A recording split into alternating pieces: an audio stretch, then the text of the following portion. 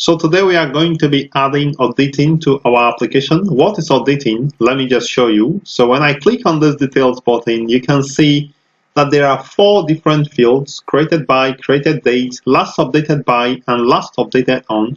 These 4 fields are fields that are automatically added by Spring Auditing, and that is what we are going to be talking about. So these 4 fields are added automatically. You don't have to manually write these codes. So these 4 fields can be added to all your tables if you want easily, and it will be able to, you use it to track who is making changes to your database and when those changes were made. So for instance, if I go to edit, you find out that those fields, you cannot actually edit them. So basically, if I add a new item now, let's say I add Bentley, if I get the spelling correctly, Bentley, and I save, automatically, if I look at the details, you see that created by, created date, today's date, last updated by, and last updated on, they are populated automatically, and the logged in username is what is used. So this can be very useful for you to be able to track who is making changes to your application, especially in terms of security. You'll be able to roll back to see who actually did what in your application. This is what is called auditing in Spring application. So I'm actually going to put away this one. So let's go to, this is the completed one. Let's go to the one we are currently working on. I think we are currently in step 39.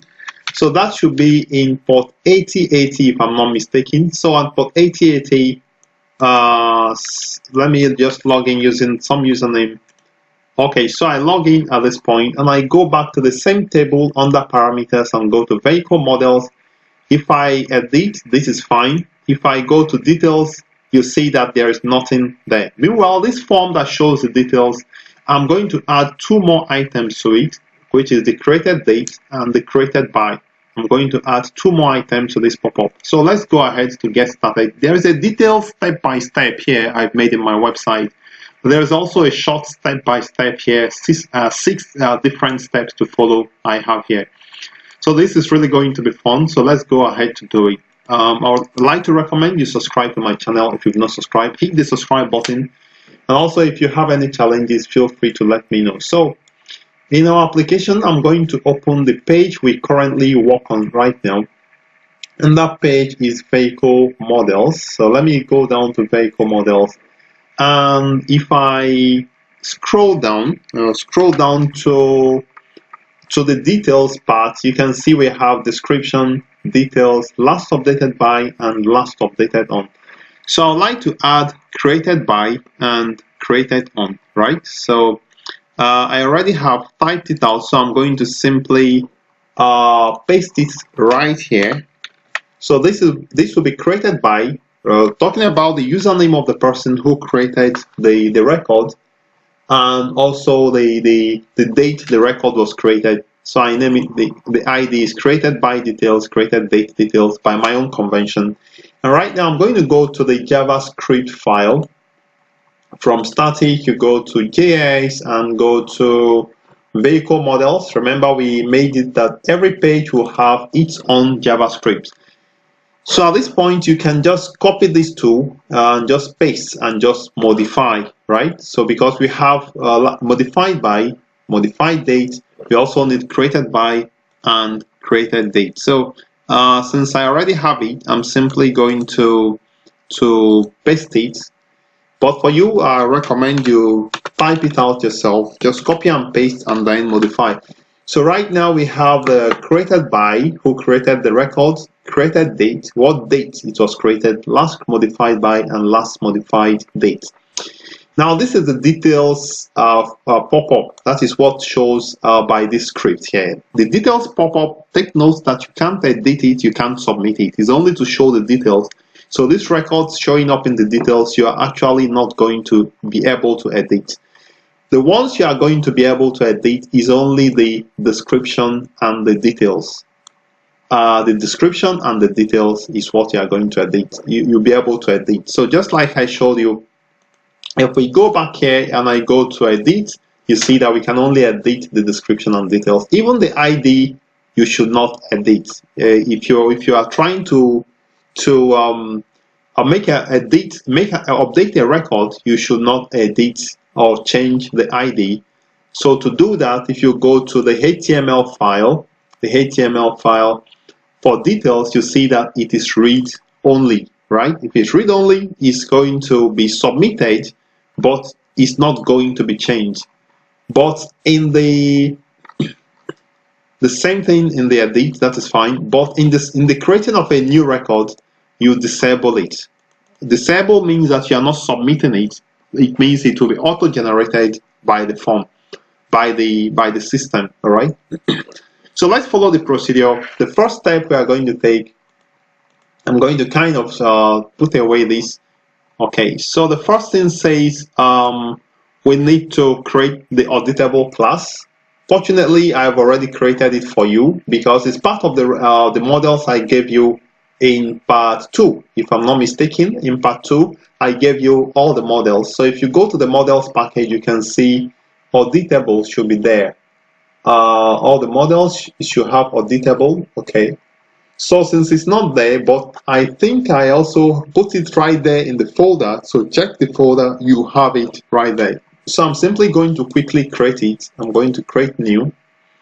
So the instruction says create an abstract class called auditable. So it's going to be an abstract class containing all these 4 fields and all the classes that we want to edit, we want to audit, we simply inherit this class. So once we inherit the auditable class, automatically any subclass from the auditable class will automatically have these 4 fields.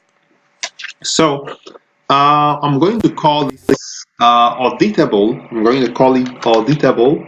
So this auditable is going to be an abstract class. It's going to be an abstract class, meaning that you can't instantiate it. You only use it to create subclasses. So it's going to be abstract class, and also let's see. So there is a whole lot of things. It also has to be mapped superclass. Mapped superclass meaning that you cannot create an entity or a table of auditable. You only use auditable to inherit new classes. So I'm going to say at mapped superclass. So this mapped superclass means that this is not an entity. You are not going to have any table in your database called auditable. And then you are going to add at entity listener, meaning that the auditable monitors the changes to the fields in this class. So at this point, I'm going to add the fields. So maybe I'm just going to copy it from here and paste it right here. All right. So I'm going to save everything. Okay, so I think javax.persistence.temporal. I think I already explained the java.util.date. That is fine as well. Timestamp. Let me see. Timestamp. The timestamp is actually coming from javax.persistence.temporal.timestamp. So I think I put it here. javax.persistence.temporal.timestamp. So just put it right there and it's going to work. So now we want to specify what data type will be the person. Will it be person? Will it be employee? Will it be user? Will it be contact? What data type will it be? Well, to be on the safe side, it's better for it to just be a string, right? It's better for it to be a string. But for now, we don't know. So we can make it, I can't remember the expression for this. So we are using, making it a polymorphous class. I can't remember exactly the time. So it means that once you have the object of this type, then that object will define the very type of the methods of this of the fields in it. All right. So let's quickly create getters and setters. I don't normally like using lombok in this case. I like creating my getters and setters manually. So I'm going to say source, and I'm going to say generate getters and setters, and select everything and say generate. Now for this abstract class, you don't need any constructor right here. We only need the getters and the setters.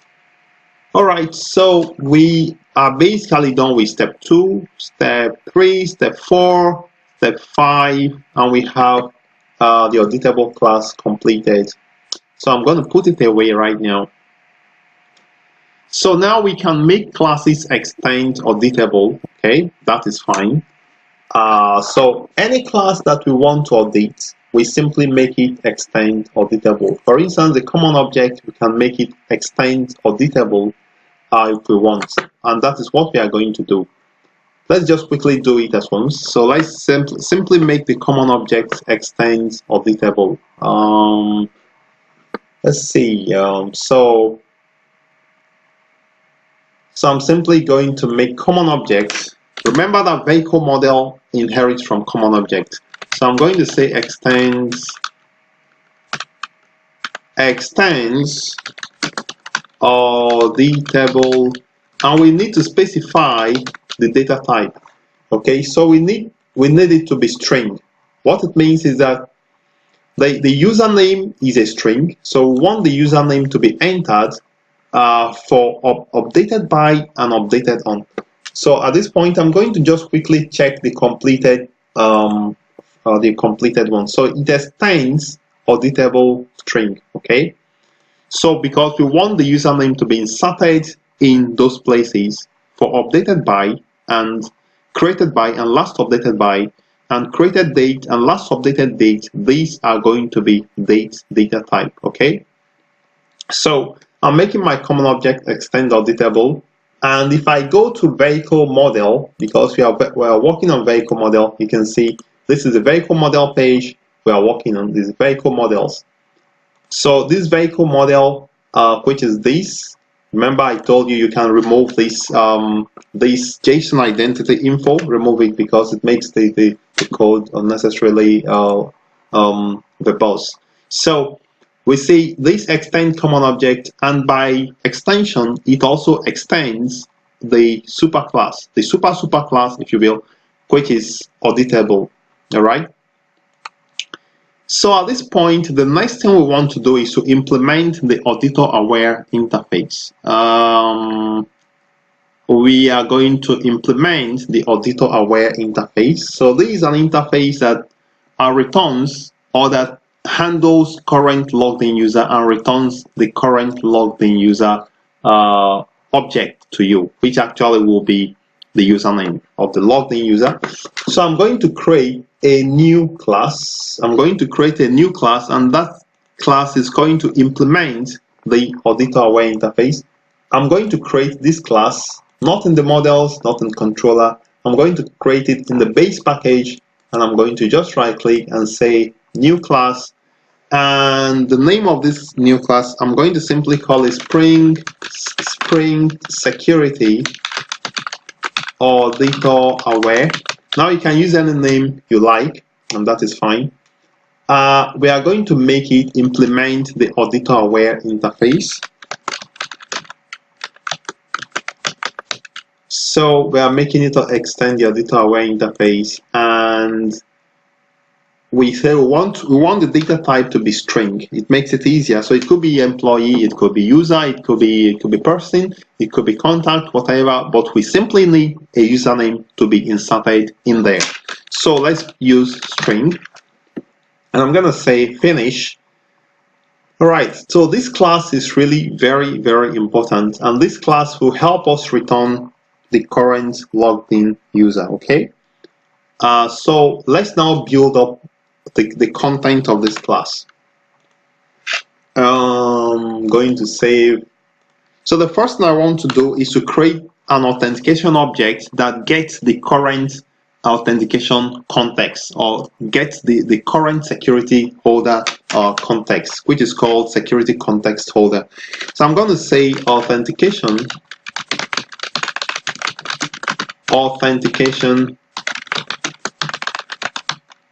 equals or get security context holder dot get context. So I needed to give me an IntelliSense at this point. Dot get context dot get context dot get authentication, and yeah, so dot get authentication, this is fine.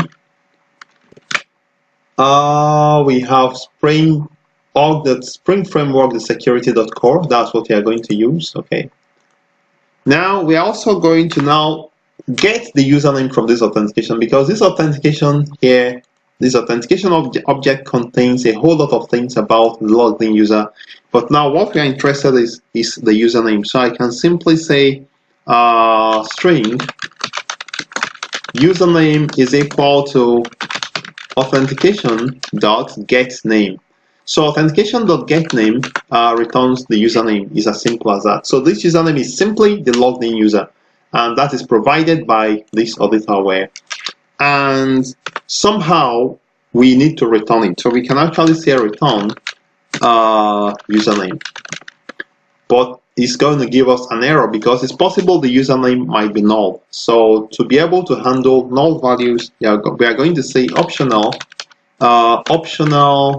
dot of nullable. Let me just make some room. So let me just go back. Optional dot of nullable of nullable is going to be username. Okay, so I'm going to filter for where username is not null. So we are going to return for where username is not null. So I'm going to use a filter to say s such that s is not empty. Such that s is not empty. I'm going to say s is not null or s is not empty. So let's say such that not s dot is empty. All right. So at this point, it's going to return the username provided the username is not empty. All right. This is fine. So take note. Maybe it's challenging for now, but once you do it a couple of times, you find out that it flows. All right, so the next thing we want to do is to go to our base application and then create an auditor-aware bean, right? So we need to create a component. Let's see. So let's go to our base application, which is a fleet app application.java. So at this point, the instruction here says we need to enable JPA auditing. Or before then, let's create the bean. I'm going to copy and paste because we don't have any more time. So I'm going to create an auditor-aware bean because we want to return the username using a bean so that we don't have to be constructing it every time. So we create this bean here so that when component scan happens, we simply get a new username, because this calls the Spring Security Auditor-aware, which we already wrote, and returns the username, and we can easily get it. And finally, we need to tell Spring Boot the name of the bean, right? So to do that, you simply say enable JPA auditing and specify auditor-aware ref equals the name of the bean, auditor-aware. All right, so that is what we should do. So this auditor-aware corresponds to this name of this bean you created right here. So I'm going to save enable JPA auditing. I think that should be correct. Am I missing out something? Enable JPA auditing. So we got to put the @ key here, and I'm going to save at this point. All right. So we are pretty much done with this application. Before we run it, let me just quickly show you what we have in MySQL, because part of the introduction to this class, I say we are going to be learning a bit of MySQL. So let's go to MySQL. Let's see the table as it is currently. And after we finish with Spring Auditing, then we see what the table looks like. So I'm going to say root. I'm going to say use. Let me just increase the font a bit. So I'm going to go to properties, go to fonts, go to this, and say okay. Okay, perfect. So I think it's better now. I'm going to say use fleets app db. Okay, so if I say describe, or let's say select star from vehicle model, you see that it tells us ID, description, and details. That is fine. There's no auditing. There's no last updated by, last updated on, created by. There's nothing like that. If I run another command that says describe vehicle model, you see that we also have 3 items. So this is going to change. After we implement auditing, this will change and we'll have new fields right here. Okay, so what I'm going to do now, let's see. I think I can now run this application and we should be able to have some auditing. So let's rerun this application. Let's just scroll down to make sure we are not forgetting anything. Okay. So instruction says test the application. So let's run it again. Alright, so I'm rerunning it, and currently this is what we have, this is what we have, this is what we have. There is no auditing anywhere. Alright, so I'm going to first I'm going to okay, so I'm going to kind of, let's go back here just to make sure the application is running.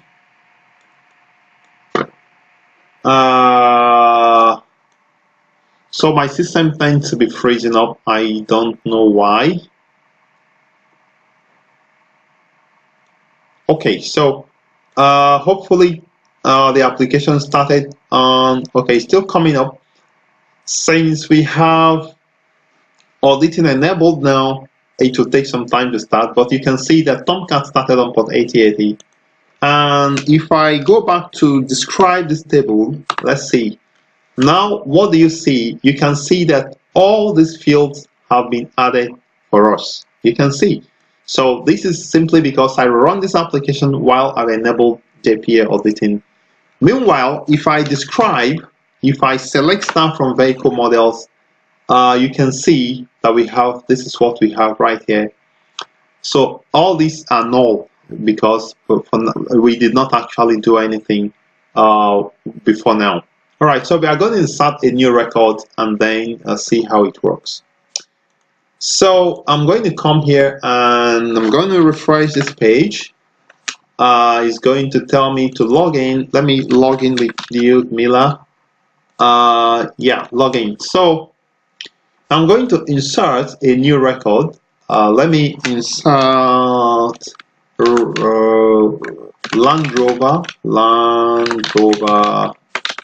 Land Rover Discovery. Okay, save.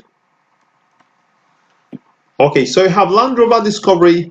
I can edit. This one is fine. Now let's go to details to see. Now what do you see here? You can see that all the other fields are now updated.